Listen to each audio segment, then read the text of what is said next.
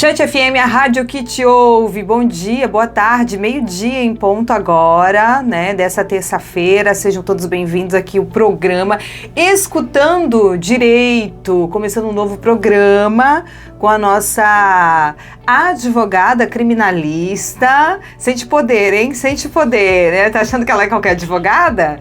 Criminalista, é porque é uma área mais pesada, né, prof? Seja bem-vinda, Patrícia Mombá.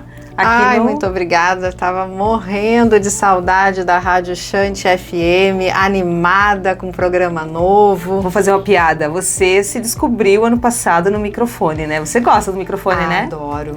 Me descobri radialista, me descobri comunicadora, amadora. Não, tô aprendendo, aprendendo. Maravilhosa, ela nem se atrapalha, gente. Eu que sou atrapalhada aqui, ó.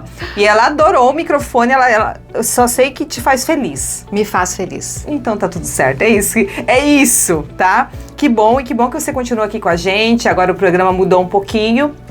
Uma nova proposta, né? Se você puder nos explicar qual a proposta do Escutando Direito. Escutando Direito, né? Casando aí com o slogan da Rádio Chante FM, a rádio que te ouve. A ideia é falar sobre os direitos das pessoas, né? Vamos continuar, claro, falando sobre os direitos das mulheres, mas a gente quer também abranger um pouco mais o alcance da nossa fala, e garantir informação técnica, jurídica de qualidade para todas as pessoas. Sim. E para começar o programa de hoje, né, Escutando Direito, a gente vai abordar aqui um caso nojento, bizarro e quase que inacreditável, né? Inacreditável, assim, as coisas, quanto mais a gente lê, mais, assim, de boca aberta a gente fica chocada e com medo, com muito medo. Porque essa semana, esse mês de janeiro já começou assim, trazendo tudo que estava guardado debaixo do tapete há muitos anos. Anos que eu falo assim de 20 anos atrás, né? Então tudo que é sujo uma hora aparece. A justiça demora, mas ela funciona, né? E a gente vai falar então sobre o caso hoje aqui do Jeffrey Epstein, né? Ele que você já deve ter ouvido falar, nas redes sociais só fala desse cara, que tá morto, graças a Deus. Graças a Deus, se estivesse vivo tá fazendo muito mais estrago, né? O Jeffrey Epstein era um bilionário e criminoso por exploração sexual de crianças e mulheres que se suicidou na prisão em Nova York em 2019, um mês antes do seu julgamento.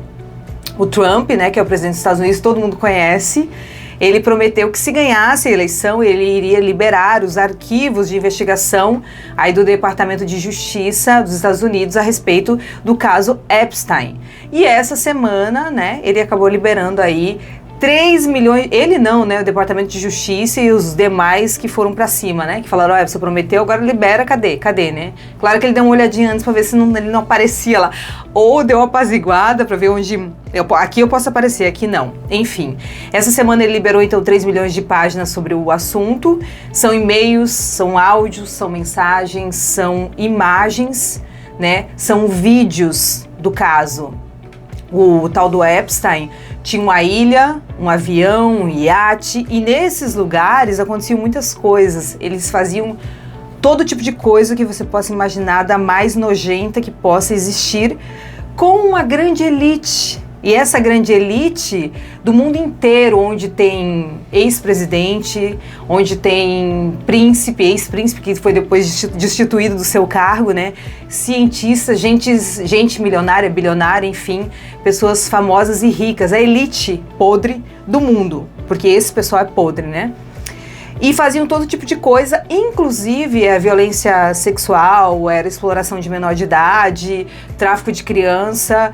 E tem a pior parte, que é a parte que eu achei a mais tenebrosa e horripilante de toda a história que eu já li, que é o tal do canibalismo, inclusive de crianças. Então é um assunto pesado, né, Patrícia? A gente vai comentar sobre isso.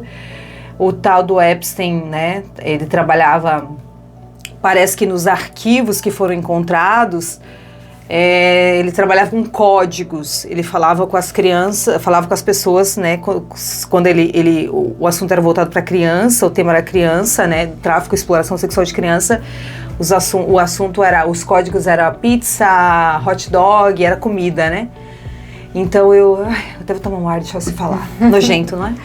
Terrível, não, terrível. É exatamente como foi contextualizado, né, os arquivos foram divulgados por conta de um compromisso que teria sido assumido pelo Donald Trump quando estava candidato antes de ser eleito novamente.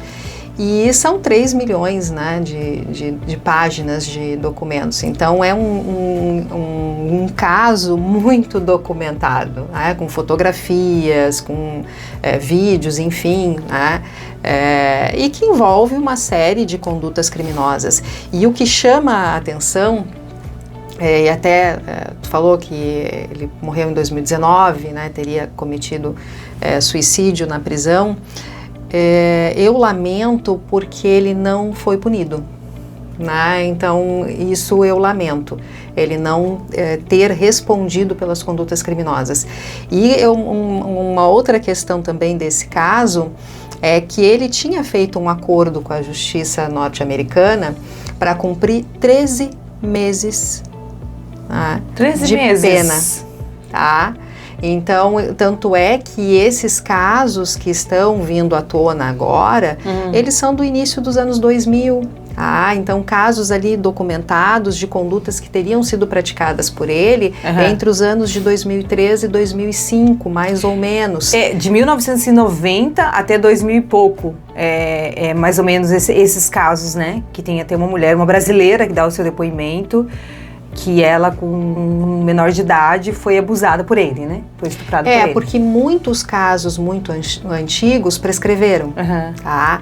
Então, os casos mais recentes que ele teria respondido na época seriam ali do início dos anos 2000, né? Principalmente de 2003 a 2005, mais ou menos.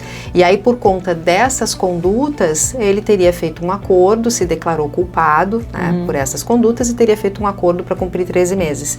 E aí, muitos anos depois, posteriormente, esse acordo foi considerado ilegal pela justiça norte-americana, e aí ele voltou a ser processado, e foi a ocasião, então, em que ele foi preso em 2019 e culminou com a morte dele na prisão. Tá? Mas aí a gente, né, quer deixar esse caso, trazer esse caso como exemplo para discutir coisas aqui do Brasil, né? Porque vai vir muita coisa ainda desse ser, né? Provavelmente vai surgir muita coisa e muita gente vai cair. Muita gente vai cair, elite, os velhos ceboso, porque tem uns velhos ceboso lá, né? Uns que acham que pode comprar tudo, que o dinheiro compra tudo, enfim, até a vida de outras pessoas, né? Isso me enoja, porque eu lembro de um velho ceboso que passou na minha vida, que era um ex-chefe meu, e que se passava com todas as meninas que ele podia. Eu lembro bem o caso do Epstein aqui, eu lembro dessa pessoa porque ele dizia que quando passava os 16, 17 anos já era velha demais para ele. E esta pessoa, que eu não vou falar o nome, era uma pessoa que agia parecido. Então, assim, é uma coisa que me enoja muito, né? Aí eu falo, né, o velho ceboso, que é este homem que não se põe no seu lugar, né? Não respeita a outra pessoa e acha que dinheiro compra tudo, né? E não compra, né? Não compra mesmo. Mas o assunto que a gente vai abordar aqui também agora, né, é o tráfico sexual de mulheres. Aí eu quero que, né, se você puder, Patrícia, nos orientar, nos explicar, né, o que é considerado o tráfico sexual. Muito bem. O Código Penal, no artigo 149-A, ele traz o crime de tráfico de pessoas. E o tráfico de pessoas, no tipo penal, ele tem algumas finalidades. Então, existe o tráfico de pessoas para fins sexuais, existe o tráfico de pessoas para transplante de órgãos, né? Existe o tráfico de pessoas para reduzir a pessoa à condição análoga à de escravo. Então, o tráfico de pessoas para fins sexuais é uma forma de tráfico de pessoas. E aí envolve a conduta transnacional, ou seja, é uma conduta em que há esse deslocamento, né, de um país para o outro, em que a vítima então é levada para ser explorada sexualmente. Muitas das meninas, né, hoje em dia, elas recebem propostas de trabalhar como modelo. Gente, lembrando que modelo não é a menina do job, que a pessoa que trabalha com job, que é acompanhante de luxo, com a parte sexual, né, que quer, né, eu quero trabalhar, eu quero fazer isso, eu quero ganhar, né, pra transar, me relacionar sexualmente com outra pessoa. Essa é uma escolha dela, ela faz o que ela quiser com o corpo dela, eu acho que desde que seja maior de idade, senão os pais respondem. Exato. Né, e faz o que quiser. Agora, o que as pessoas não podem confundir é que as modelos, que são as meninas que trabalham, que na verdade são como se vendessem um produto, uma roupa, uma peça, uma ideia. Elas estão ali, né, com o seu rosto, com o seu corpo, com a sua fala, com a sua voz, vendendo algo, como se fosse a vitrine de um produto que precisa ganhar vida. Então a modelo, ela não é do job, ela não é para ser comprada sexualmente, ela não tem que ser comprada. Então, assim, tem muitos casos, né, de mulheres que foram, através de agências, para outros países, e até hoje em dia tem, né, todo dia tu vê uma notícia dessa, e a menina acaba, assim, sendo enganada e acaba sendo explorada sexualmente, de certa forma, né, nesse tráfico internacional de exploração sexual. E pode falar, Patrícia. A questão toda aqui é a autonomia e o consentimento, tá? Trazendo o caso para o Brasil, né? De acordo com a nossa lei penal, prostituição no Brasil não é crime, tá?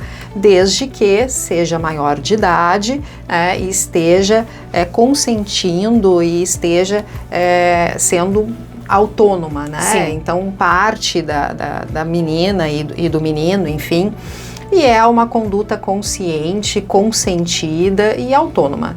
Tranquilo, não tem problema, não vai caracterizar crime. Prostituição não é crime no Brasil. O que é crime no Brasil? A exploração da prostituição, tá? E claro, nós estamos falando também de maior de 14 anos, maior de 18 anos, tá? Quando a conduta sexual, seja ato libidinoso ou conjunção carnal, é praticado entre um maior de 18 anos e uma menor de 14 anos, o consentimento é viciado. Tá? Então, a menina de 13 anos, ela ganhou um presente, e aí, porque ela ganhou um presente, ela consentiu com a prática sexual. É estupro de vulnerável. Aquele consentimento é viciado em razão da pouca idade. Uma menina com 13 anos, menor de 14 anos, ela não tem a maturidade necessária para consentir com uma prática sexual. Então, nessa situação, o consentimento não importa, né? Ele não é válido. Sendo maior de 14 anos, ainda assim algumas condutas são protegidas pelo Código Penal quando a vítima é maior de 14 anos, mas menor de 18, dentro dessa linha que eu já falei da exploração sexual. Muito bem explicado, né? Para as pessoas ficarem mais atentas, escutando bem o direito. O programa é esse, né? Escutando o direito, para entender os seus direitos. Em 2025, o Brasil registrou 84.760 casos de desaparecimento no Brasil. Foram 66 crianças e adolescentes desaparecidos por dia. Crianças e adolescentes desaparecidos por dia. Adolescente vai até os 14 anos. Então, olha, de bebê até os 14 anos, 66 por dia. Do total de crianças e adolescentes desaparecidos em 2025, cerca de 61% eram do sexo feminino e 38% do sexo masculino. O que possivelmente são crianças e adolescentes explorados sexualmente, vendidos. De acordo com o Estatuto da Criança e do Adolescente, até os 12 anos é criança. E adolescente então, dos 12 aos 18 anos, tá? E isso é de acordo com o Estatuto da Criança e do Adolescente. Mas, lembrando, para configuração de condutas criminosas, a idade pode variar um pouco. Se a gente falar de estupro de vulnerável, como nós já comentamos, aí é menor de 14 anos, né? Aí vai ser vítima de estupro de vulnerável. As outras condutas de exploração sexual também vão caracterizar crime quando a vítima for menor de 18.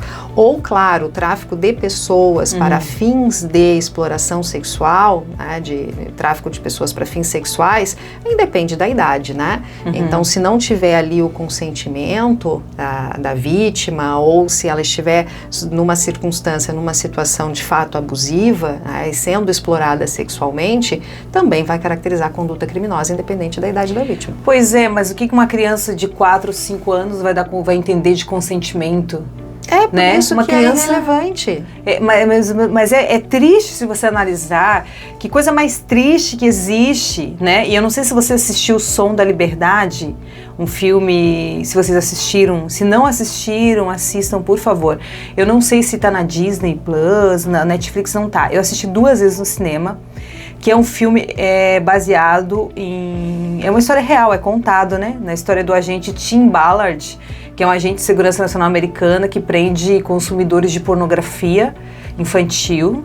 E aí ele cria várias missões pela América Latina para resgatar crianças vítimas de abusos, porque os pais chegam e falam, olha, meu filho desapareceu e assim, e aí ele vai, como ele está investigando, tem toda uma equipe que trabalha com ele vai na Dark Web, né, que é a camada mais funda da internet, mais profunda, mais obscura, né? Podre, só entra, né, com convite ou através de códigos, enfim.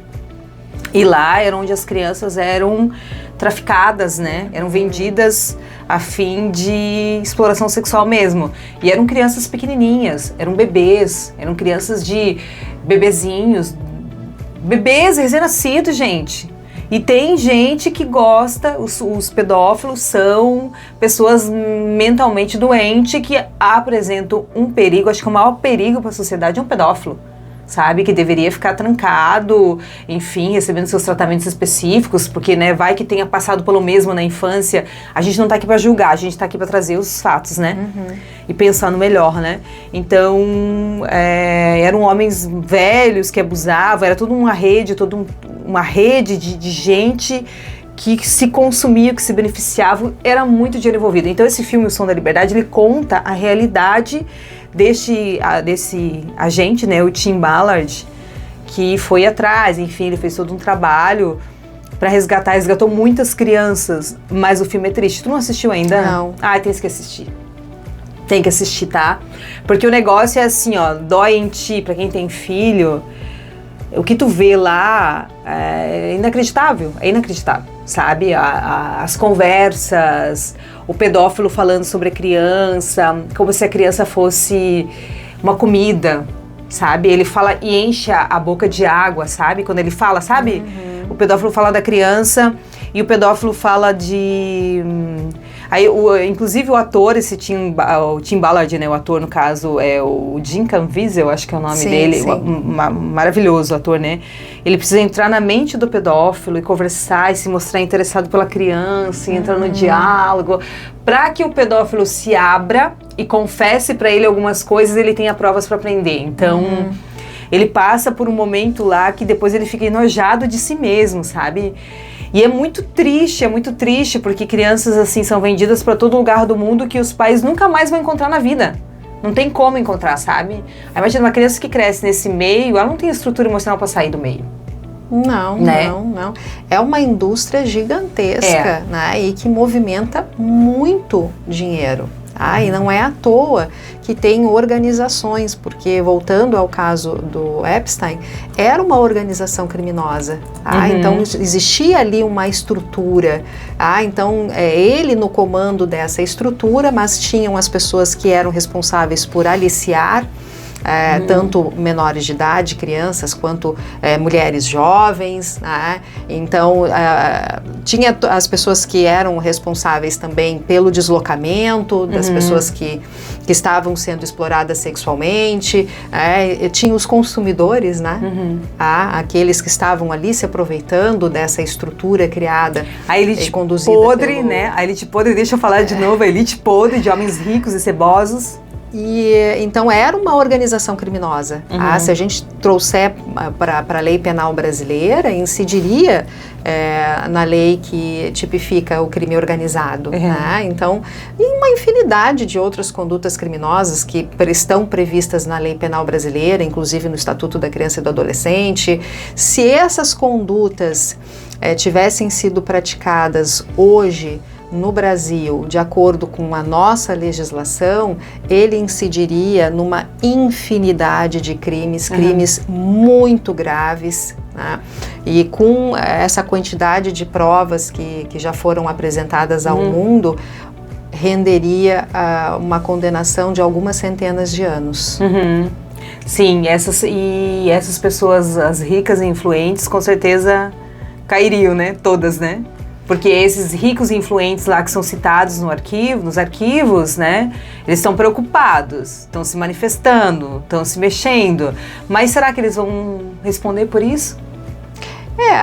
Porque lá a lei é bem diferente aqui do Brasil, né? Então, por exemplo, o caso do Donald Trump, ele foi acusado por ter forçado uma conjunção carnal com uma vítima que ele teria conhecido dentro desse contexto, né?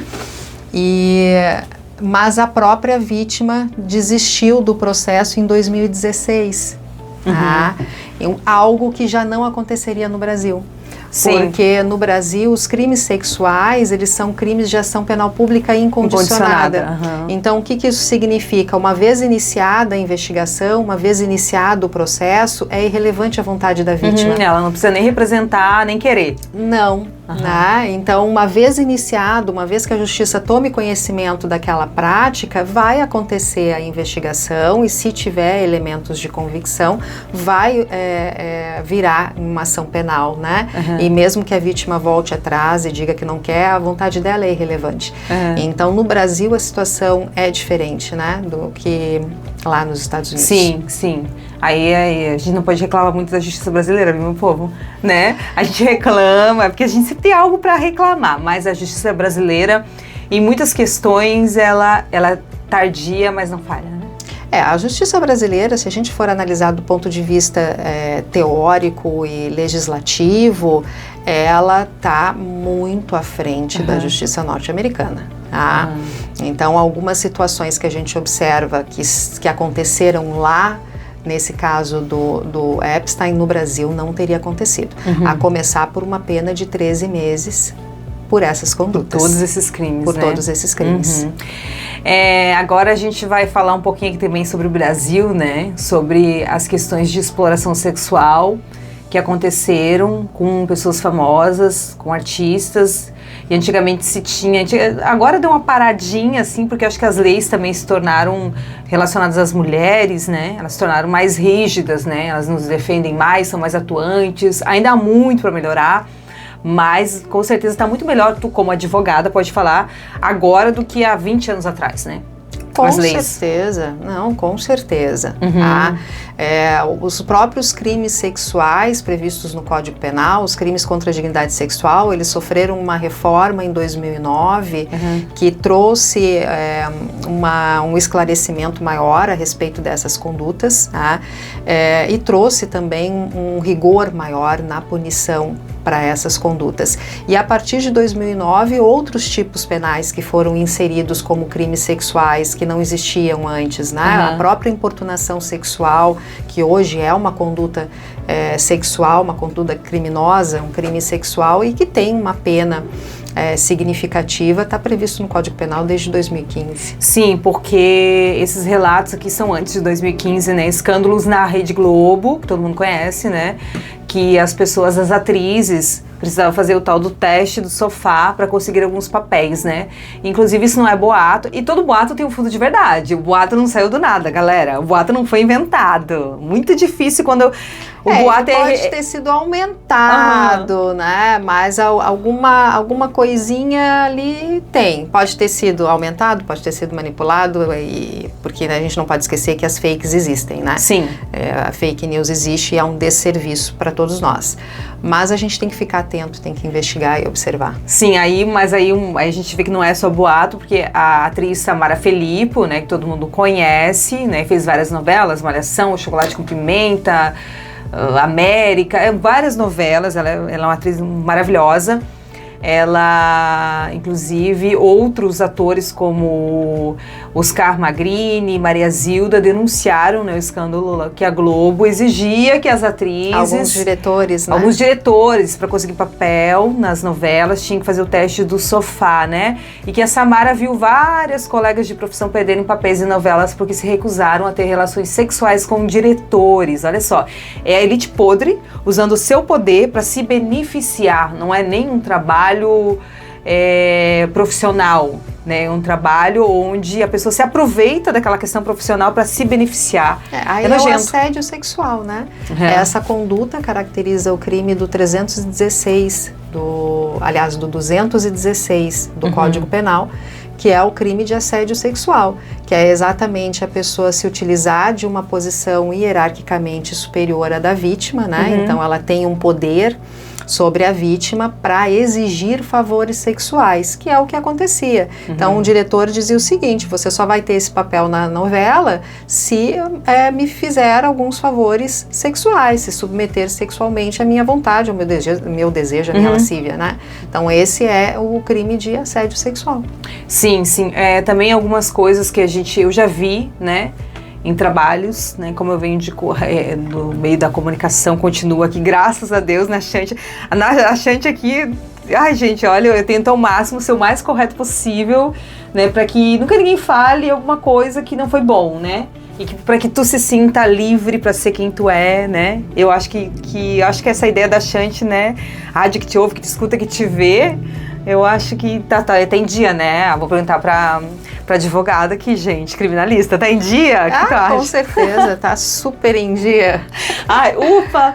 Porque eu venho desse meio de comunicação e várias vezes já aconteceu comigo de chefes, né, velho ceboso de novo, né, perdão a palavra, eu não quero que as pessoas de idade se sintam, que não é o etarismo que eu tô falando, o velho ceboso é aquela pessoa mais de idade, que é ceboso, nojento, tem mais poder e acha que pode te comprar, acha que pelo poder que exerce pode te tocar, pode fazer o que quiser e você não pode falar nada porque você fica com medo.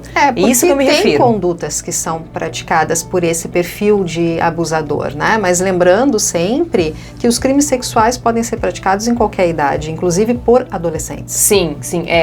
Eu falo dos meus relatos aqui, né? Por isso que eu uso o termo velho ceboso. Eu até vi na internet essa semana e eu falei, nossa, faz bem jus, né? O caso Epstein ali, dos caras mais velhos, que eram pessoas cebosas e nojentas. E o caso de que eu venho de um mundo da comunicação, né? Onde eu lembro que tinha um chefe que ele sempre ficava tocando na gente. Ele não tocava nos meninos, ele tocava nas meninas. E não tocava ele tocava nas meninas novinhas, as que estavam começando, as que tinham certa inocência de tipo, isso aqui tá errado, não pode tocar. Eu nunca via ele...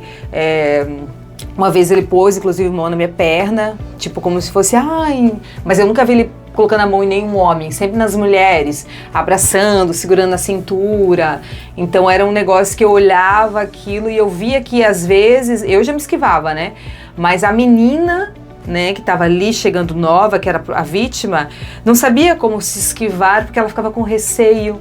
Então eu olhava aquilo e eu ficava muito enojada. E tem muito disso, e aí serve como alerta, né? Que você não tem que tolerar isso e suportar isso. Isso é assédio. É assédio e é crime, né? E é assédio crime sexual. E tem reparação, inclusive, né? Na esfera civil de indenização, né? Toda vítima de crime tem direito de ser indenizada pelo autor da conduta criminosa. Então isso não é exclusivo dos crimes sexuais. Se eu for vítima de um furto, o autor da conduta criminosa tem que me indenizar. Então toda a prática, todo o ilícito penal também caracteriza um ilícito civil passível de reparação. Sim. A questão é a extensão do dano, né? Então, claro, quanto mais grave a conduta criminosa, maior vai ser o dano, maior vai ser a indenização, maior vai ser a reparação.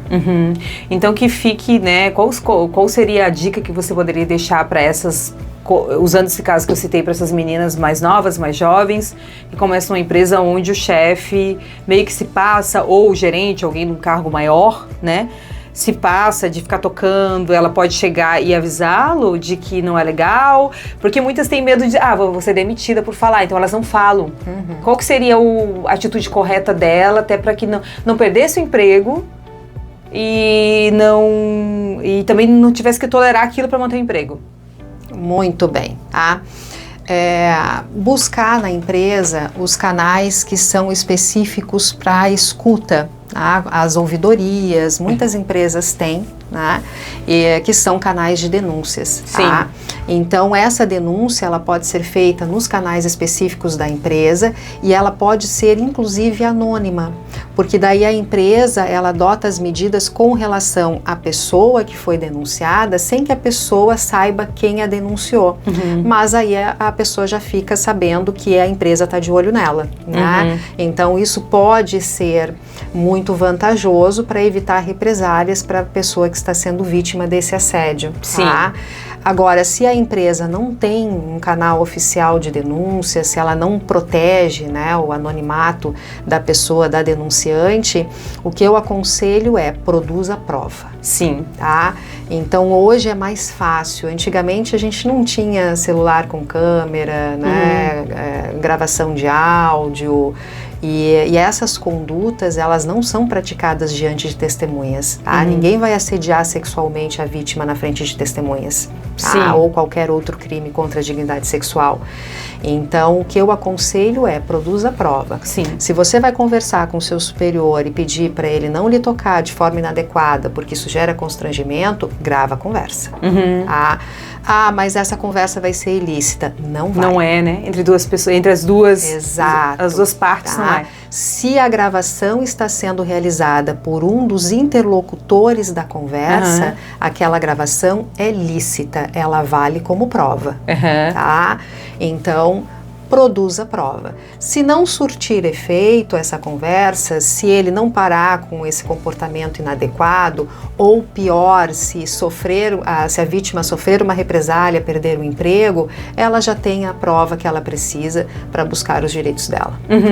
Muito bem. E eu quero que você dê mais uma dica, se possível, né, sobre o tráfico tráfico internacional, exploração sexual de pessoas, né? Principalmente as mulheres, né? Que acho que são, a gente viu aqui nos dados, maior parte são do sexo feminino que desaparece, né? Então, se você pudesse dar uma dica sobre esses cuidados que nós, mulheres, eu me coloco junto, eu como mãe de menina, você como mãe de menina, onde a gente possa ter esses cuidados com a gente e com os nossos filhos, para que a gente não, né, um dia não caia nessas estatísticas, né? E para você que está nos acompanhando, está nos assistindo, nos ouvindo, enfim, tem alguma dica que você poderia nos dar de cuidado? Cuidados com os filhos, né? Principalmente as meninas. Internet. Na internet é maior isca. Porque a internet é uma isca muito grande, tá? Então muitos aliciadores se aproximam, principalmente de adolescentes, tá? De crianças, adolescentes, se aproximam por meio da internet. E outra questão também bastante preocupante é a exposição em redes sociais, tá? Por parte dessas meninas, né? Dessas crianças, dessas adolescentes, que isso também é um chamariz para criminosos, tá? Sim. Então tomar bastante cuidado com essa exposição de uma forma geral, internet, rede social. E as meninas que trabalham como modelo também, esse cuidado, né, de eu vou fazer uma viagem, vou trabalhar lá na China, vou trabalhar, né, enfim, né, no Oriente, vão com uma agência, pesquise a agência, procure às vezes até um advogado para fazer uma investigação sobre a agência, informa todo mundo para ver se a agência é uma agência de boa fé e se não vai entrar em cilada, né? Eu acho lamentável ter que falar esse tipo de coisa, né? Como, por exemplo, mulheres que gostam de viajar sozinha, tomem cuidado, né? Viajar sozinha pode não ser seguro. Eu acho lamentável, tá? Porque a mulher,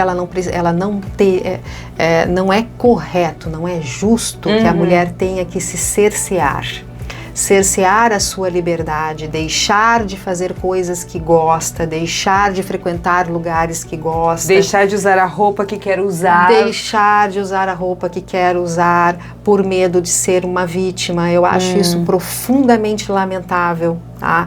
Mas infelizmente, diante da nossa realidade, diante do crescente número de violência contra as mulheres, e a gente está falando aí de todo tipo de violência, né? Inclusive a sexual, o tráfico de pessoas para fins sexuais, a mulher tem que tomar cuidado, né? Então eu acho isso profundamente lamentável, mas sim, prestar atenção, se for viajar sozinha, sempre compartilhe a sua localização com familiares, com amigos, sempre dê o contato dos lugares aonde você está, onde você vai ficar hospedada. E pesquisar, né? Pesquisar para não cair num golpe, não cair numa cilada. Sim, sim. Muito bem, então fechando hoje aqui o nosso programa, nossa primeira edição, né? Do nosso programa piloto. Olha só, escutando direito, começamos com um tema bem horripilante, né, que é o caso do Epstein. Seguimos aí acompanhando, né, como é que vai ser, o que mais vai aparecer, tomara, né, que não apareça muita desgraça mais ainda, porque eu acho que já... Mas enfim, trazendo também como alerta várias questões que a gente abordou aí, como alerta para nós, no nosso dia a dia, sobre os nossos direitos, sobre os nossos deveres e os cuidados que temos que tomar. Obrigada, viu, prof, né, que ela é prof também, e a nossa advogada, a doutora Patrícia Mombá. Ai, muito obrigada, estou muito animada com essa nova perspectiva, né, de fala do direito na Rádio Chante FM. E você que tem dúvida, manda pra gente, né, que a gente discute, fala, escutando o direito.